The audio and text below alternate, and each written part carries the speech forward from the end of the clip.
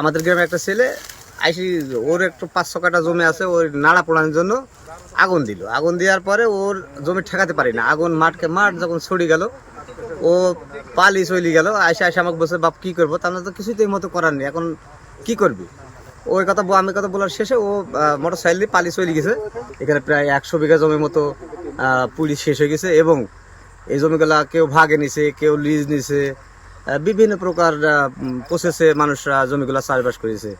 1 বিঘা জমিতে সার, বিষ, সেচ, বিভিন্ন প্রকার খরচ। এই খরচ যদি বলা যায় তো 1 বিঘা জমিতে এমনিতে খরচই 10-15 হাজার টাকা খরচ। গমটা কালকে কাইটে ঘরে তুলবো, সেই মুহূর্তে আগুন ধরে পুড়ে গেছে। এখন আমরা অসহায়, কি করবো? আমরা এখন সরকারের কাছে আবেদন চাই যে সরকার আমাদের কিছু সাহায্য করুক।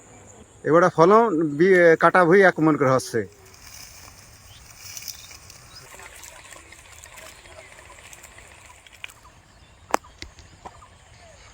আমরা এখন পর্যন্ত যে তথ্যটা পেয়েছি সেটি হচ্ছে প্রায় 35 থেকে 40 জন কৃষকের এখানে 80 বিঘার মতো জমি দণ্ডায়মান গম ছিল, যেটা আগামীকাল বা পরের দিনই এটা কর্তন করা হতো।